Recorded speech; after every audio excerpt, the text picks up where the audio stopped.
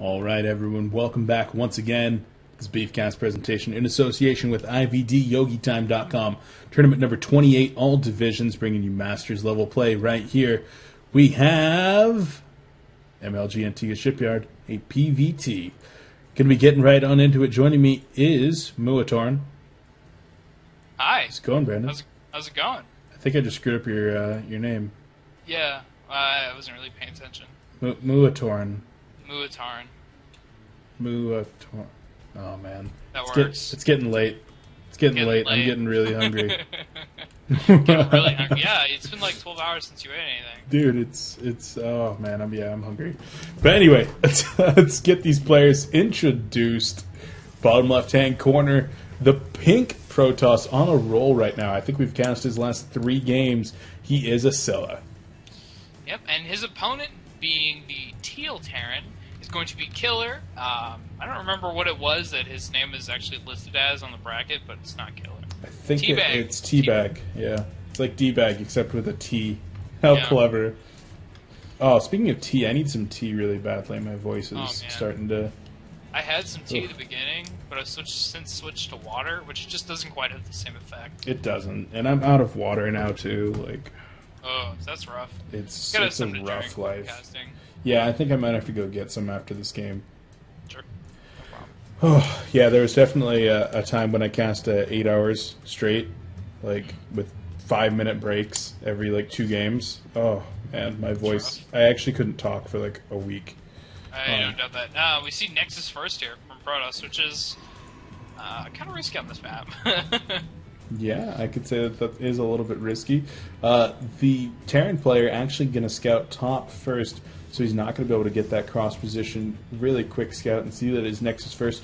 So he's not going to be able to react to that and punish it. Going to be instead opting to look like he's going to throw down his natural expansion of his own. He should be making a natural Terran. He could throw down 2 more gates. Or 2 more racks, I suppose, if he wants to just do a 3 racks, but that's probably not what's going to happen. Yeah, there it is. There's a command center on the low ground. So, a little bit of an advantage here for Acela, but not a huge deal. Sure. And so if he throws down 3 additional racks right now, goes up to 4 racks, would he be able to put a serious amount of pressure right now onto our Protoss player? If he hadn't made his expansion, yeah. I mean, he'd be able to put some good pressure on because there is no double gate here. And he might have broken, but it's still kind of hard. Okay. And so, what are the precautions that our Protoss player is going to take right now to make sure that he doesn't get followed up here with a large early timing from our Terran? Scout, scout, scout. If you can figure out, if you see an expansion, you know you're in a good position. If you can see more Marines than you would think would be there should be, if you see 3 Marines at this point, you know it's a 2 racks. He's probably not going to all in you, but there's going to be some pressure. Just scouting is everything at this point. Yeah, and both players are aware of their opponent's expansions for the time being, and Killer even going to go... yeah, you saw that. Yeah, he's going to go so far as to drop a bunker. Doesn't want to get busted by his opponent here, but Acela continuing to play greedy back at home. Going to get that Cybernetics core, churning out Warp Gate tech, and even going to be not even dropping any additional gateways for the time being. Yes, kind of different. He's, I guess the robotics then is his next move here? Yeah, definitely. He's kind of queuing a pro back and forth, waiting for minerals, robotics. There you go. Good read. And so with that robotics out very early, he's going to be able to get that observer across the map and get very crucial scouting information on his opponent so that he's going to be able to tailor his further tech choices to whatever his opponent is going to be most vulnerable to. Right now we do see an engineering bay coming down for our Terran player. Going to want to get those upgrades out very quickly, but the one thing I'd like to point out here is he's only operating off of 1 gas. Typically with a 1 racks fast expand, you do see that second gas coming up at the same time as the first one, so that you have enough gas to produce double reactors on both of your barracks here and really continue your Marine production. Yeah, 2 racks is generally really important because you want to get other quick upgrades, or you want to get Marauders with stim and +1, but I guess he's really just not worried about it. For some reason, I don't know. We also see 2 more gates coming down here, 3 more gates coming down from the Protoss player, so he's going up to 4. 5, looks like he wants to put on some pressure with it. Generally what you see is 3 gates and 2 forges. No, he's actually dropping 6 gates right now, bringing his total up to 7 with a warp prism. This is going to be some very strong aggression. And our Terran player, working off of only one gas right now, might be able to save enough minerals to really pop down some more bunkers, but I just don't know what our Terran player is going for right now. He might even be looking like he wants a third command center. Yeah. I'm thinking this is just going to be a sentry drop. You force field the ramp, you warp in units from your warp prism, and you kill everything in Terran space. If that's what this is, you know, there definitely could be some trouble here. And yeah, 3 sentries going to the warp prism. If this is seen, Terran can hold it. If he gets units into his main so that he can just kill the units when they come out, he's fine. If there's every unit is on the low ground, he's in so much trouble. And that's what it looks like it's going to be. And something important to note was that our Terran player did snipe the observer that made its way up into the Terran natural.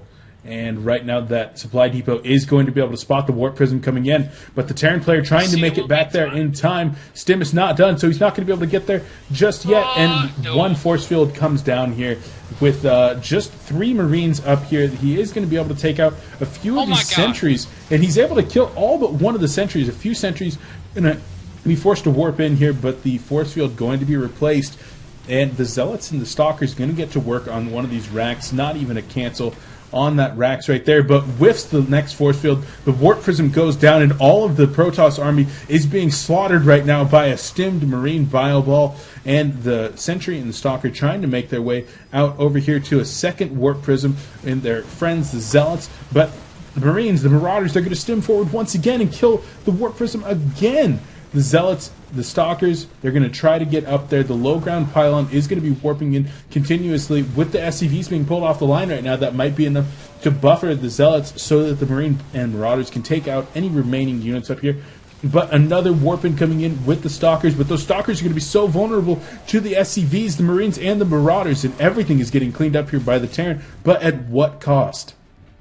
Yeah, that was pretty rough. Oh my goodness. If you go back and look at Protoss' base, there's 2 gateways that never morphed. That is massive. But I mean, those also, are actually newer gateways. Oh, those okay. gateways just finished up. Now, because I was like, holy crap, what? He was on 6 gates? Anyway, if this game could be over right now if Acela, what is it? Acela, yeah, I was right. Okay, if Acela had put his sentries back into the warp prism when they were first dying, because he had enough units to protect it, and then you put the sentries into the warp prism, and then you just drop them out later, just so that they can't be targeted as quickly, and he has more force fields to kill that.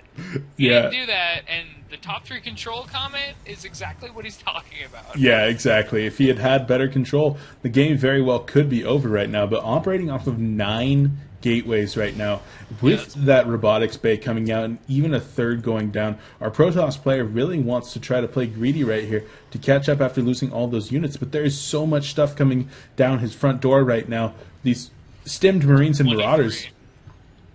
What's that? I was just going to say 23 Marines. Yeah, they're going to be barreling down on his 3rd. The Nexus is going to finish right in time for it to get killed by Marines and Marauders, but they're actually just going to go right up here. A couple of force fields are going to go down, segment some of the army, but they're not perfect. The Marines are able to get in. The Immortal is actually taking a ton of damage right now. These slow Zealots with no upgrades running into the bio ball right here, and he's going to have to pull probes if he wants to have any hope of taking down this army. 1 pylon, and our toasted pylon going to go down there, unpowering 3 gateways. The probes making their way over to the 3rd, which is up to this point has not been scouted. Zealots and Colossus are going to try to clean up the remainder of this bio ball, but with no extended thermal lances, Colossus is having a difficult time taking any shots at the Terran army.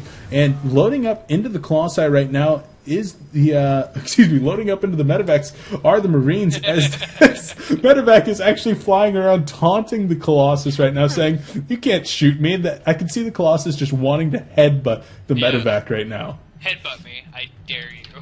That's rough, man. Terran's pretty much taking his 3rd. He's building his 4th command center as well.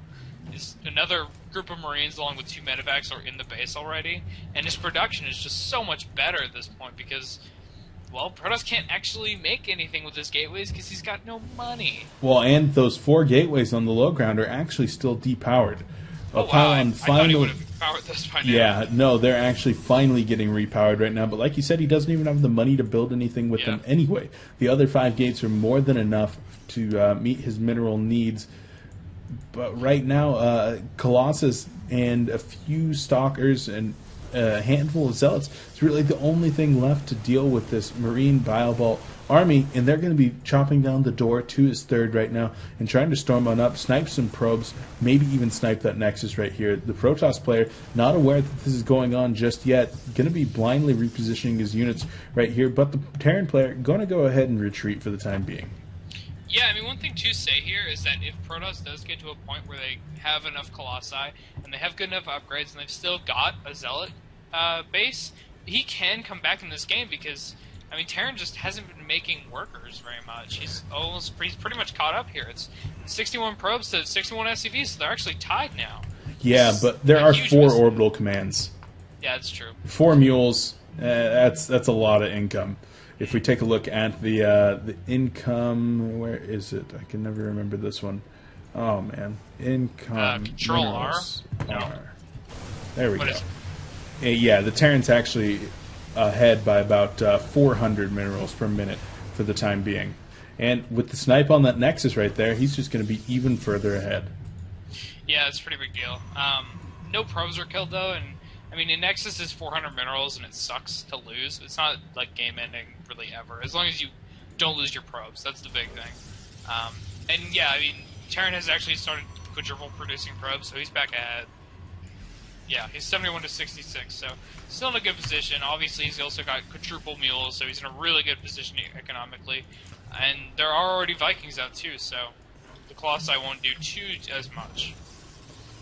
Yeah, with those Vikings out, like you said, making sure to counter his opponent.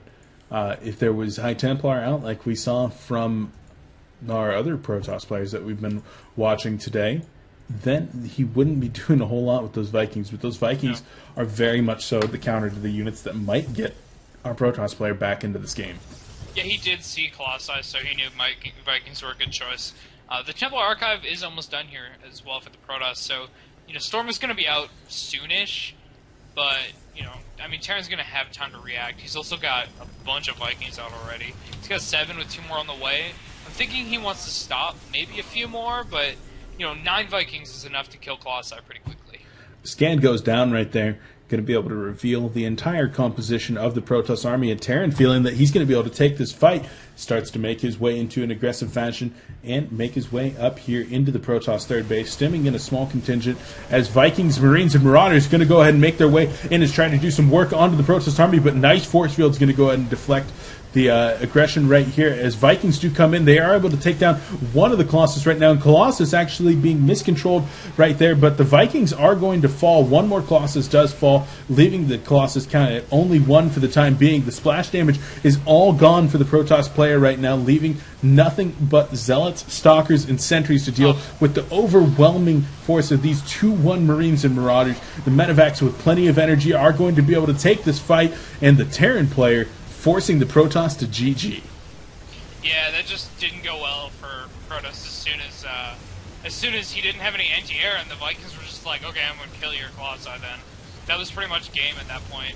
You can't fight Marine, Marauder, Medivac without some form of AoE, so, Acela was pretty much just behind at that point, too much to come back. And no charge even. That's a huge deal as well. Yeah. And we do see 6 Manor CCs coming down right here for our Terran player, saying, get the hell out of my game. No Manor Mules being dropped yet, but I think those will probably come next. Acela has already GG'd, and there it goes. This game is over. Killer moving on to face Cham in the next round. In the semifinals. It's too bad you can't share vision anymore. I used to love writing like LOL with pylons or something and just share vision. But this game is in the books. Killer takes it. Moving on, we're going to be seeing Cham, who is a Zerg, in the next round. Is that correct? Yep. Yeah, so we're going to be seeing some TVZs. Figure out if we're going to be seeing a TVT or a TVZ in the grand finals. We will see you there. I've been Beef, your casting host, with IvDYogiTime.com. This is tournament number 28. Joining me, Muatoran. Brandon, any final words before we're out of here? You know what, Protoss players, I'm sad that you lost. It was rough that you had to get Antigua Shipyard, but oh well. You guys did well. Yeah, Protoss have done pretty well today, but the last one being eliminated here with Acela. We're moving on. We'll catch you guys in the next game.